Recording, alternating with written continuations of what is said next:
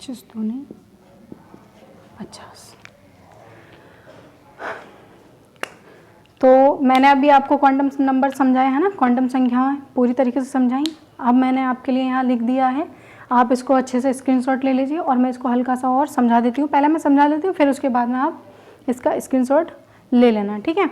तो देखिए मैंने जैसे बताया बिल्कुल सेम वही है और थोड़ा और आसान वे में आपको समझ में आ जाएगा। देखो मुख्य क्वांटम संख्या के बारे में बताया था, ये किसके बारे में बताती है? मुख्य ऊर्जा स्तर, मुख्य ऊर्जा स्तर को बताती है, ठीक है, मुख्य ऊर्जा स्तर को बताती है। और इसे n से प्रदर्शित करते हैं। n के मान 1 2 3 प्राकृतिक संख्या होंगी और 0 को छोड़ देंगे, है ना, यानी सभी पूर्णांक होंगे। इसी तरीके से यहाँ देखेंगे तो n का मान बढ़ाने पर, मैंने लिखा है n का मान बढ़ाने पर क्या होता है? इलेक्ट्रॉन की ऊर्जा और उसकी नाभिक से दूरी बढ़ जाती है। इलेक्ट्रॉन की ऊर्जा और उसकी नाभिक से क्या बढ़ जाती है?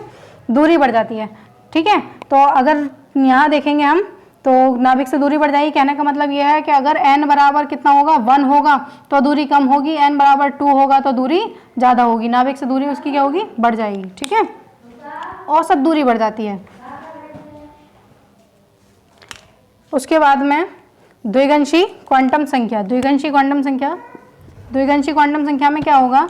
यह इलेक्ट्रॉन के उप ऊर्जा स्तर को व्यक्त करती है, ये इलेक्ट्रॉन के उप ऊर्जा स्तर को व्यक्त करती है और इसको हम L से प्रदर्शित करते हैं, ठीक है। n के मान, n के किसी मान के लिए L के जो मान होंगे वो होंगे शून्य सहित, शून्य से n-1 तक, ध्यान देना, शून्य से n-1 तक सभी पूर्णांक होंगे। इसी तरीके से चुंबकीय क्वांटम संख्या, तो यह संख्या किसी उपकोश के, यह संख्या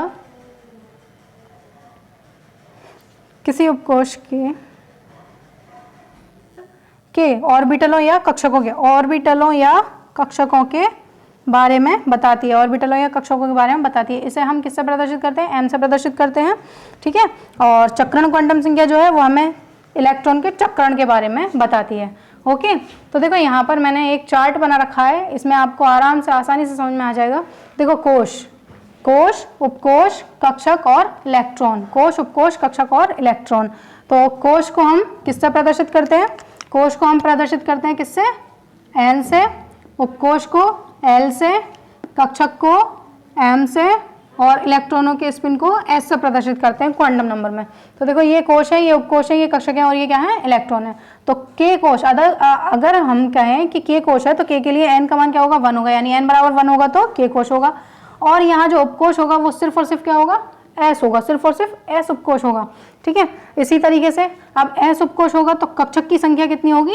1, यानी एक ही क्या होगा यहाँ पर? कमरा होगा, कक्ष होगा। बात समझ में आ रही है, ठीक है। और इलेक्ट्रॉन की संख्या क्या हो जाएगी? 2।